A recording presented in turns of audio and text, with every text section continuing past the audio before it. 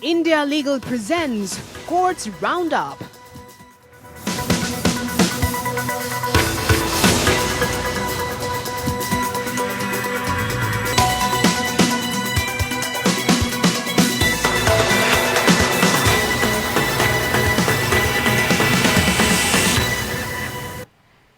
नमस्कार, आप देख रहे हैं कोर्ट्स राउंडअप। मैं हूं आपके साथ प्रियंका। इस बुलेटिन में अगले आधे घंटे हम आपको कोर्ट से जुड़े हुए तमाम छोटी बड़ी खबरों से रूबरू करवाएंगे।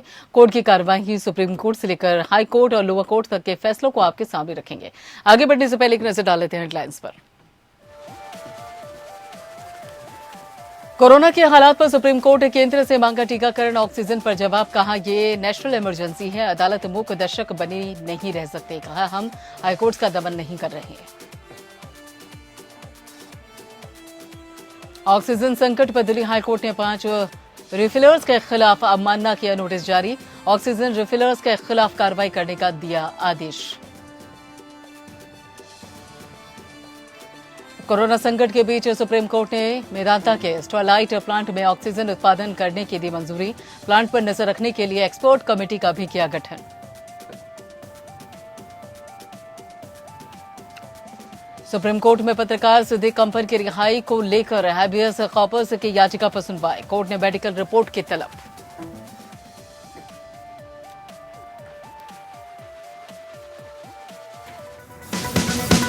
India Legal presents Courts Roundup.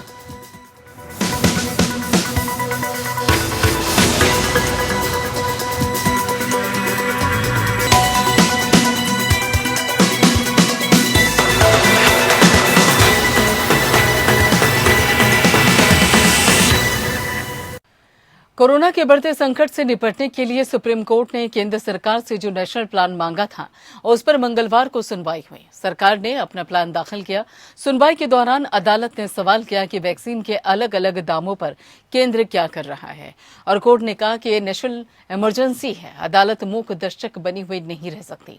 इस मौके पर अदालत ने यह भी कहा कि हम हाईकोर्ट का दमन नहीं कर रहे हैं।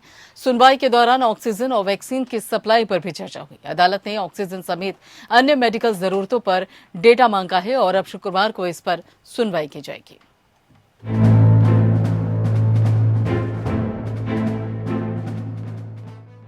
सुप्रीम कोर्ट ने मंगलवार को कोरोना संकट से निपटने के लिए राष्ट्रीय योजना, ऑक्सीजन की कमी और अन्य मुद्दों के मामले में सुनवाई की। इस दौरान कोर्ट ने वैक्सीन के दाम, टीकों की उपलब्धता, ऑक्सीजन समेत कुछ मुद्दों पर केंद्र सरकार से जवाब मांगा। 3 जजों की बेंच ने कहा कि शुक्रवार यानी कि 30 अप्रैल को दोपहर 12 बजे मामले की सुनवाई करेगी। केंद्र सरकार ने कहा कि वो शुक्रवार तक तमाम मुद्दों पर जवाब दे सकती है। सुनवाई करते हुए जस्टिस डीवाई चंद्रचूड़ ने कहा है कि जब हमें लगेगा कि लोगों की जिंदगियां बचाने के लिए हमें हस्तक्षेप करना चाहिए तब हम ऐसा करेंगे। सुनवाई के दौरान जस्टिस एस रविंद्र भट्ट ने केंद्र से पूछा, संकट से निपटने के लिए आपकी राष्ट्रीय योजना क्या है? क्या इससे निपटने के लिए टीकाकरण मुख्य विकल्प है? सुप्रीम कोर्ट ने कहा कि राष्ट्रीय संकट के समय ये अदालत मूक दर्शक नहीं रह सकती। हमारा मकसद है कि हम हाईकोर्ट्स की मदद के साथ अपनी भूमिका अदा करें। हाईकोर्ट्स की भी अहम भूमिका है। सुनवाई के दौरान जस्टिस चंद्रचूड़ ने कहा कि इन सुनवाइयों का उद्देश्य हाईकोर्ट का दमन करना या उनके काम में दखल अंदाजी करना नहीं है। उनकी क्षेत्रीय सीमाओं के भीतर क्या हो रहा है वो इस बारे में बेहतर समझ रखते हैं। जस्टिस चंद्रचूड़ ने कहा कि कुछ राष्ट्रीय मुद्दों पर सुप्रीम कोर्ट को हस्तक्षेप करने की आवश्यकता है। इसके अलावा राष्ट्रीय संकट के समय सुप्रीम कोर्ट मूक दर्शक नहीं हो सकता। दूसरी ओर जस्टिस रविंद्र भट्ट ने वैक्सीन की कीमत का मुद्दा उठाया। जस्टिस भट्ट ने पूछा कि विभिन्न निर्माता अलग अलग कीमतों के साथ आ रहे हैं, केंद्र सरकार इसके बारे में क्या कर रही है? जज ने कहा है कि पेटेंट अधिनियम की धारा 6 के तहत ड्रग्स कंट्रोलर एक्ट के पास शक्तियां हैं। ये महामारी और राष्ट्रीय संकट है। क्या ये ऐसी शक्तियों को इस्तेमाल में लाने का समय नहीं? ये समय कब आएगा? सुप्रीम कोर्ट ने ऑक्सीजन की आपूर्ति के मुद्दे पर कहा कि केंद्र ऑक्सीजन की वर्तमान कुल उपलब्धता से अवगत कराए। जस्टिस चंद्रचूड़ ने कहा कि ऑक्सीजन की आपूर्ति राज्यों की अनुमानित जरूरत, केंद्रीय पूल से ऑक्सीजन के आवंटन का आधार एक गतिशील आधार पर राज्यों की जरूरत को पूरा करने के लिए अपनाई गई कार्यप्रणाली के बारे में जानकारी दे। कोर्ट ने कहा कि जरूरी चिकित्सा उपकरणों, कोविड बेड्स, रेमडेसिविर, फेविवियर सहित आवश्यक दवाओं की उचित उपलब्धता सुनिश्चित करने के लिए उठाए गए कदम के बारे में जानकारी दी जाए। टीकाकरण पर कोर्ट ने कहा कि वर्तमान में 2 टीके उपलब्ध हैं, कोविशील्ड और कोवैक्सीन। केंद्र सरकार वैक्सीन की अनुमानित जरूरत के बारे में जानकारी दे। कोर्ट ने कहा कि एक एफिडेविट के जरिए केंद्र सरकार वैक्सीन की कीमत तय करने का आधार के बारे में स्पष्टीकरण दे। इसके साथ ही सुप्रीम कोर्ट ने अदालत की सहायता के लिए जयदीप गुप्ता और मीनाक्षी अरोड़ा को एमिकस क्यूरी नियुक्त किया है। Bureau report. सुप्रीम कोर्ट ने उत्तर प्रदेश सरकार से गैर कानूनी गतिविधि रोकथाम कानून या फिर यूएपीए के तहत गिरफ्तार पत्रकार सदीक कप्पन का मेडिकल रिकॉर्ड मांगा और इस मामले पर बुधवार को सुनवाई होगी। उत्तर प्रदेश सरकार ने याचिका का विरोध किया और कहा कि नियमित जमानत याचिका दाखिल हो। कप्पन की ओर से कहा गया है कि उसे अस्पताल के बेड पर चैन से बांधा गया है, जिसे यूपी सरकार ने गलत बताया। दरअसल Kerala union of working journalist ने सुप्रीम कोर्ट का रुख करते हुए केरल के पत्रकार सदीक कप्पन को एम्स या फिर सफदरजंग अस्पताल ट्रांसफर करने की मांग की है।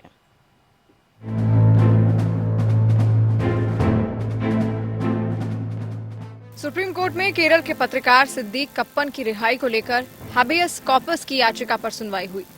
प्रधान न्यायाधीश एनवी रमन्ना की अध्यक्षता वाली 3 न्यायाधीशों की पीठ ने केरल के पत्रकार सदीक कप्पन के मेडिकल रिकॉर्ड की मांग की है। कोर्ट ने कहा है कि बुधवार को मामले पर सुनवाई करेंगे। बेंच कप्पन की पत्नी रेहांत कप्पन द्वारा एडवोकेट विल्स मैथ्यूज के माध्यम से संबोधित एक पत्र पर सुनवाई कर रही थी, जिसमें जेल से मथुरा मेडिकल कॉलेज पहुंचे कप्पन को रिहा करने के लिए तत्काल हस्तक्षेप करने की मांग की, क्योंकि उनका जीवन खतरे में है। पत्नी रेहांत कप्पन ने अपने पत्र में लिखा है कि सदीक को अस्पताल में उसके बेड से जंजीर से बांध कर रखा गया, जैसे कि एक जानवर को बांध कर रखा जाता है। बेंच ने Kerala union of working journalist द्वारा मेडिकल इमरजेंसी के मद्देनजर all India institute of medical sciences या सफदरजंग अस्पताल को स्थानांतरित करने की मांग वाली याचिका पर भी सुनवाई की। सुनवाई के दौरान मैथ्यूज ने कहा कि उन्हें स्थगन से कोई आपत्ति नहीं है, लेकिन उत्तरदाताओं को कप्पन की मेडिकल रिपोर्ट उपलब्ध कराने के लिए निर्देशित किया जाना चाहिए। इसके बाद पीठ ने सॉलिसिटर जनरल को बुधवार को सदीक कप्पन का मेडिकल रिकॉर्ड पेश करने का निर्देश दिया। सॉलिसिटर जनरल तुषार मेहता ने भी केयूडब्ल्यूजे द्वारा दायर याचिका के सुनवाई योग्य होने पर एक प्रारंभिक आपत्ति उठाई। उन्होंने तर्क दिया कि चूंकि चार्जशीट दायर की गई है और कप्पन कानूनन हिरासत में है, इसलिए बंदी प्रत्यक्षीकरण की याचिका ठहर नहीं सकती। एसजी ने जोर देकर कहा कि कप्पन इसके बजाय एक नियमित जमानत आवेदन दायर कर सकते हैं। अपनी याचिका में Kerala union of working journalist ने प्रस्तुत किया है कि 20 अप्रैल 2021 को कप्पन बाथरूम में गिर गया और जिससे उसे गंभीर चोटें आई। बाद में उसका कोविड-19 टेस्ट भी पॉजिटिव निकला। वर्तमान में वो मथुरा के एक अस्पताल में भर्ती है। दलीलों में आगे कहा गया है कि कप्पन की बिगड़ती स्वास्थ्य स्थिति को देखते हुए और न्याय के हित में उन्हें तुरंत एम्स या सफदरजंग अस्पताल नई दिल्ली में स्थानांतरित कर दिया जाए। केरल के पत्रकार सदीक कप्पन की पत्नी ने सीजीआई एनवी रमन्ना को पत्र लिखकर पति की रिहाई की मांग की है। कप्पन को सामूहिक दुष्कर्म की शिकार युवती के हाथरस स्थित गांव जाते समय 5 अक्टूबर 2020 को उत्तर प्रदेश पुलिस ने गिरफ्तार किया था। इस युवती की दुष्कर्म के दौरान पिटाई से बाद में मौत हो गई। ये मामला राष्ट्रीय स्तर पर चर्चा का विषय था। सदीक को 21 अप्रैल को कोरोना से संक्रमित पाया गया और अब मथुरा के मेडिकल कॉलेज अस्पताल में उसका इलाज चल रहा है। Bureau report. सुप्रीम कोर्ट ने मेदांता के स्टरलाइट प्लांट में ऑक्सीजन उत्पादन करने की मंजूरी दे दी है। कोरोना संकट को देखते हुए सुप्रीम कोर्ट ने ऑक्सीजन उत्पादन करने का आदेश जारी किया है। साथ ही सुप्रीम कोर्ट ने एक्सपर्ट कमेटी का भी गठन किया, जो तय करेगी कि प्लांट के भीतर कितने लोगों की जरूरत है। मेदांता इस प्लांट में मेडिकल ऑक्सीजन उत्पादन करेगा और वो मुफ्त में ऑक्सीजन मुहैया करवाएगा। फिलहाल 4 महीने के लिए ही इस प्लांट को खोला जाएगा और मेदांता स्टरलाइट प्लांट में प्रतिदिन 1000 टन ऑक्सीजन उत्पादन की क्षमता है।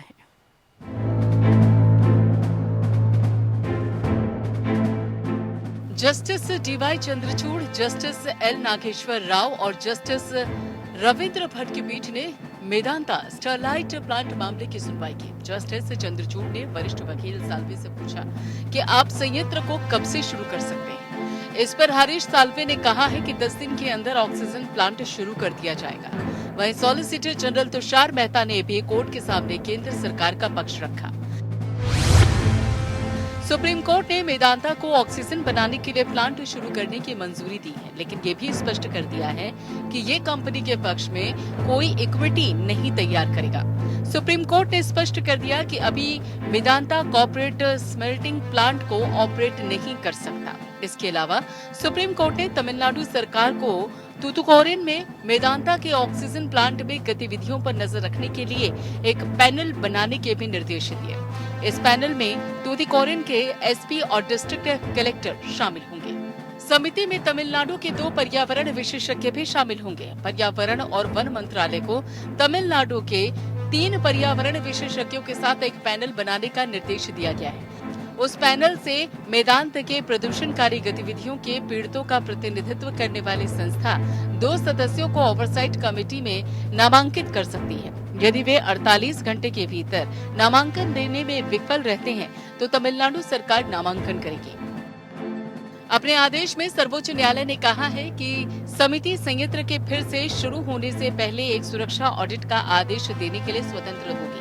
किसी भी श्रमिक को संयंत्र में प्रवेश करने की अनुमति देने से पहले मेदांत समिति को योजना का संकेत देगा और समिति ऑक्सीजन उत्पादन सुविधा के प्रबंधन के लिए परिसर के भीतर कर्मियों की संख्या पर निर्णय लेगी। ओवरसाइट कमेटी अपनी चिंताओं को स्वीकार करने के लिए स्थानीय समुदाय के साथ संलग्न होने के लिए स्वतंत्र होगी। इससे पहले तमिलनाडु सरकार ने मेदांता के तूतिकोरिन स्थित स्टरलाइट प्लांट को आंशिक तौर पर खोलने की अनुमति दी थी। कोरोना के बढ़ते मामलों के मद्देनजर बुलाई गई सर्वदलीय की बैठक के बाद स्टरलाइट प्लांट को 4 महीने के लिए ऑक्सीजन उत्पादन की मंजूरी दी गई। राज्य सरकार ने मई 2018 में स्टरलाइट के खिलाफ हुए हिंसक प्रदर्शन में 13 लोगों की मौत के बाद प्लांट को सील कर दिया था। Bureau report.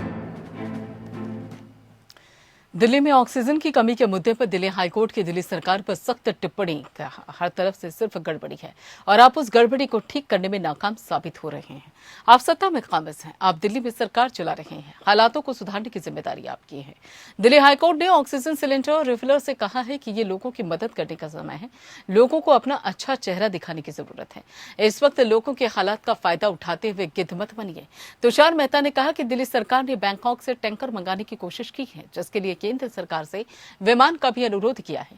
हम विमान देने के लिए तैयार हैं। फिलहाल विमानों का उपयोग प्राथमिकता के आधार पर लगातार किया जा रहा है। दिल्ली सरकार का अनुरोध भी हमारे ध्यान में है। हाईकोर्ट ने कहा है कि हम उन रिफिलर्स के खिलाफ अवमानना का नोटिस जारी कर रहे हैं जो आज सुनवाई के दौरान कोर्ट के सामने पेश नहीं हुए हैं। दिल्ली हाईकोर्ट ने इलाज की राह देख रहे मरीजों के लिए भी बड़ा फैसला सुनाया। हाईकोर्ट ने कहा कि अस्पताल में भर्ती होने के लिए आरटीपीसीआर रिपोर्ट का पॉजिटिव होना जरूरी नहीं है। कोर्ट ने अपने आदेश में कहा है कि सभी जानते हैं कि दिल्ली में युद्ध जैसे हालात बने हुए हैं।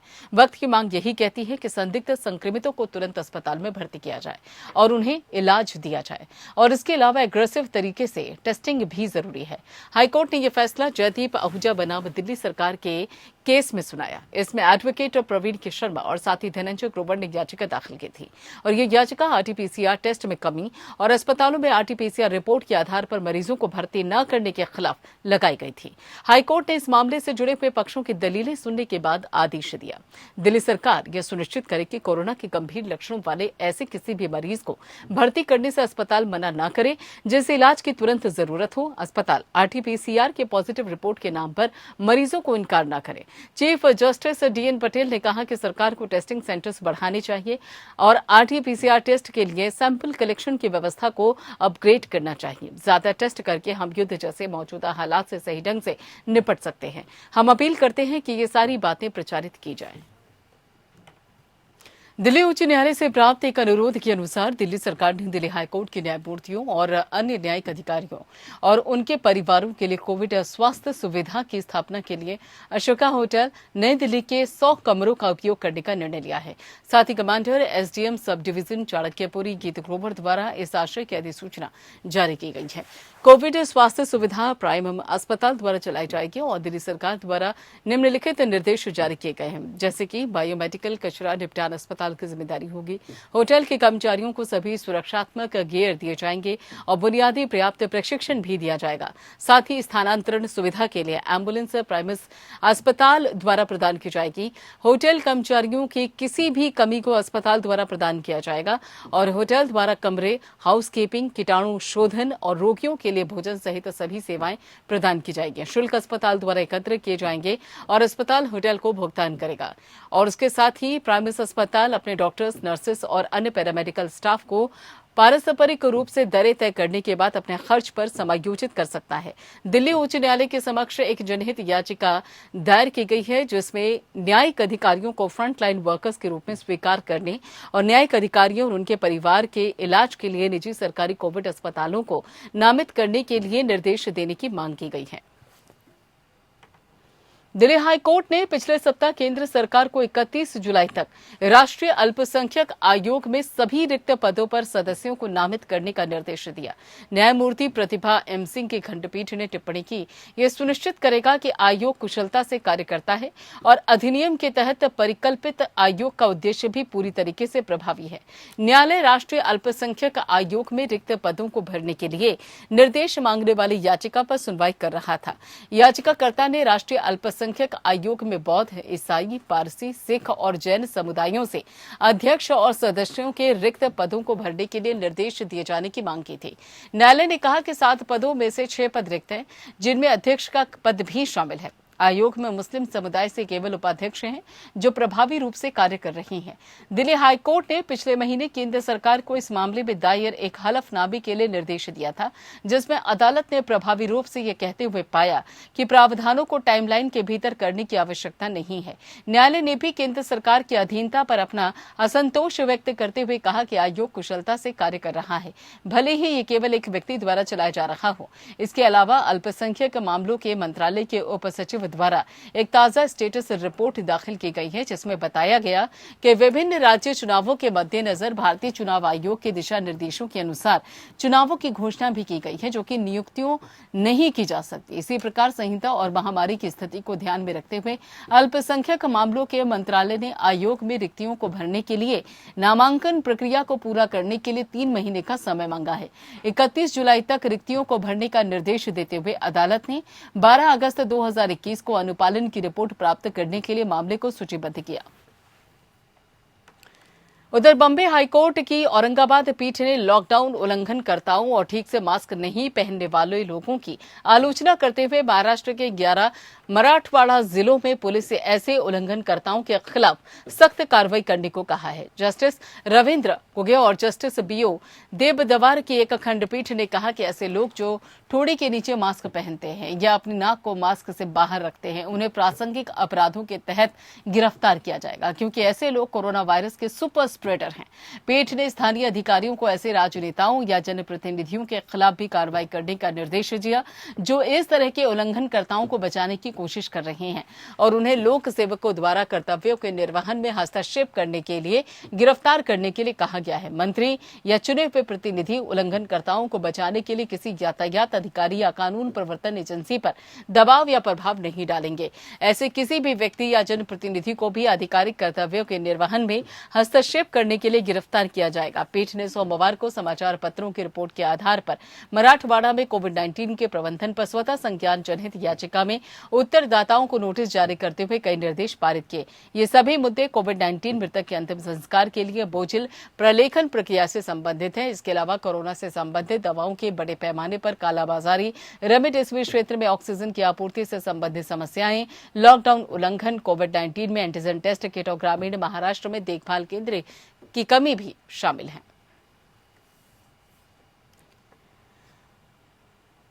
और इसी बाबत ज्यादा जानकारी के लिए हमारे साथ अधिवक्ता शिवम शर्मा जी जुड़ चुके हैं। बॉम्बे हाईकोर्ट औरंगाबाद पीठ ने शिवम जी लॉकडाउन उल्लंघनकर्ताओं और साथ ही ठीक से मास्क नहीं पहनने वालों पर किस संदर्भ में टिप्पणी की है? देखिए, माननीय उच्च न्यायालय ने कहा है कि ऐसे लोग जो ठोड़ी के नीचे मास्क पहनते हैं या अपनी नाक को मास्क से बाहर रखते हैं, उन्हें प्रासंगिक अपराधों के तहत गिरफ्तार किया जाएगा, क्योंकि ऐसे लोग कोरोना वायरस के सुपर स्प्रेडर हैं। लेकिन पीठ ने स्थानीय अधिकारियों को ऐसे राजनेताओं या जनप्रतिनिधियों के खिलाफ भी कार्रवाई करने का निर्देश दिया जो इस तरह के उल्लंघनकर्ताओं को बचाने की कोशिश कर रहे हैं। और कहा कि उन्हें लोक सेवकों द्वारा कर्तव्यों के निर्वहन में हस्तक्षेप करने के लिए, गिरफ्तार करने के लिए मंत्री या चुने हुए प्रतिनिधि उल्लंघनकर्ता को बचाने के लिए किसी यातायात अधिकारी या कानून प्रवर्तन एजेंसी पर दबाव का प्रभाव नहीं डाले। ऐसे किसी व्यक्ति या जनप्रतिनिधि को भी अधिकारी कर्तव्यों के निर्वहन में हस्तक्षेप करने के लिए गिरफ्तार किया जाएगा, ये कोर्ट ने कहा है। आपको मैं बताना चाहता हूं कि बेंच ने निर्देश दिया है कि रेमडेसिविर इंजेक्शन के आग्रह को रोकने के लिए जागरूकता पैदा की जाए और विशेष रूप से वेराफिन एक औषधि है जिसे सामान्य गुण है, ये ध्यान में रखते हुए वेराफिन की एक खुराक रेमडेसिविर की 6 खुराक के बराबर है बताते हुए दिया है। चलिए, बहुत बहुत शुक्रिया शिवम शर्मा जी सारी जानकारी के लिए। गुजरात हाईकोर्ट कोविड-19 महामारी के संक्रमण को रोकने और इसके लिए सावधानी बरतने को ध्यान में रखते हुए निर्देश दिया कि जिन कैदियों को जमानत की अनुमति मिल गई है उन्हें कोविड-19 टेस्ट से गुजरना होगा। कोर्ट ने कम से कम 7 जमानत आदेशों में ये कहा है। ये केवल यहां तक कि जिस आवेदक का कोविड-19 टेस्ट की रिपोर्ट निगेटिव आती है इसे भी इस आदेश का लाभ मिलेगा और उसे अस्थायी जमानत पर रिहा किया जाएगा। न्यायमूर्ति आर.एम. जया की अकेलपीठ और न्यायमूर्ति शैया और न्यायमूर्ति एन.वी. अंजारिया की खंडपीठ द्वारा जमानत की शर्त पारित की गई है। कोर्ट ने आदेश दिया कि आवेदक को अस्थायी जमानत पर रिहा करने से पहले जेल अधिकारियों को आवेदक का कोविड-19 टेस्ट से करवाना होगा और केवल कोविड-19 टेस्ट रिजल्ट निगेटिव आने पर ही जमानत आदेश प्रभावी होगा। कोर्ट आगे आदेश दिया कि जब इस तरह के आवेदक छुट्टी के बाद वापस लौटेंगे तो जेल अधिकारियों द्वारा उन्हें कोविड-19 महामारी के संबंधित प्रोटोकॉल के अनुसार क्वारंटाइन में रखा जाएगा। यह आदेश कोविड-19 महामारी की दूसरी लहर के कारण बढ़े कोरोना मामलों को मद्देनजर बेहद महत्वपूर्ण है। गौरतलब है कि गुजरात उच्च न्यायालय ने कोविड-19 महामारी की स्थिति पर ध्यान दिया और प्रचलित मुद्दों के समाधान के लिए स्वतः संज्ञान लेकर कार्रवाई शुरू की। हाईकोर्ट के सीजे नेतृत्व वाली खंडपीठ ने अपने नवीनतम आदेश में सरकार को कोविड चेन को तोड़ने के लिए जनता को सचेत करने और साथ ही शिक्षित करने के लिए कहा है और उसके साथ ही अंततः बढ़ते मामलों को स्थिर करना, वक्र को समतल करते हुए उसके बाद कोरोना मामलों की गिरावट की ओर बढ़ना है। कोर्ट ने अस्पताल में बेड की उपलब्धता, रेमडेसिविर इंजेक्शन इत्यादि से संबंधित मुद्दों पर भी सुनवाई की और राज्य से जवाब मांगा है। उधर पंजाब एंड हरियाणा हाईकोर्ट के समक्ष दायर एक जनहित याचिका में उच्च न्यायालय के न्यायाधीशों के रिक्त पदों को भरने की मांग की गई और इसके साथ ही उच्च न्यायालय के न्यायाधीशों के कुछ रिक्त पदों पर मुस्लिम अल्पसंख्यक समुदाय के उपयुक्त उम्मीदवारों से भरे जाने की भी प्रार्थना की गई। अधिवक्ता रंजन लखनपाल द्वारा दायर याचिका पर भारत संघ, पंजाब राज्य, हरियाणा राज्य, केंद्र शासित प्रदेश चंडीगढ़ और पंजाब और साथ ही हरियाणा उच्च न्यायालय के रजिस्ट्रार जनरल ने प्रतिवादी पक्ष के रूप में अपना पक्ष रखा। याचिका में कहा गया है कि पंजाब और हरियाणा उच्च न्यायालय में 38 न्यायाधीशों की कमी है और हाईकोर्ट में लगभग 6,04,000 से अधिक मामले लंबित हैं। इसके साथ ही 85 न्यायाधीश की क्षमता वाले इस हाईकोर्ट में सिर्फ 47 न्यायाधीश हैं। याचिका में यह भी कहा गया है कि 6 लाख से अधिक मामले लंबित हैं और मामलों की संख्या दिन प्रतिदिन बढ़ती जा रही है। ऐसी स्थिति में यह जरूरी है कि न्यायाधीश के रिक्त पदों को तुरंत भरा जाए और कुछ रिक्तियों को सृजित करने और तुरंत भरे जाने की आवश्यकता है। याचिका में महत्वपूर्ण रूप से कहा गया है कि उच्च न्यायालय में मुस्लिम अल्पसंख्यक समुदाय का कोई प्रतिनिधित्व नहीं है। याचिकाकर्ता ने यह भी कहा कि मुस्लिम अल्पसंख्यक समुदाय से इस न्यायालय के न्यायाधीश की नियुक्ति के लिए भारत के प्रधानमंत्री का प्रतिनिधित्व किया गया है। याचिकाकर्ता अंत में प्रतिवादी को निम्नलिखित निर्देश दिए जाने की प्रार्थना करता है। इस न्यायालय के न्यायाधीशों के रिक्त पदों को भरा जाए क्योंकि पंजाब और हरियाणा उच्च न्यायालय में 38 न्यायाधीशों के पद खाली पड़े हैं और कोर्ट में लगभग 6 लाख से अधिक मामले लंबित हैं। और दूसरा, न्यायाधीशों के कुछ रिक्त पदों को मुस्लिम अल्पसंख्यक समुदाय से भरा जाना चाहिए ताकि मुस्लिम समुदाय का भी कुछ प्रतिनिधित्व हो सके। चलिए, फिलहाल इस बुलेटिन में इतना ही। बाकी खबरों के लिए आप जुड़े रहिए पेन के साथ। India Legal presents Courts Roundup.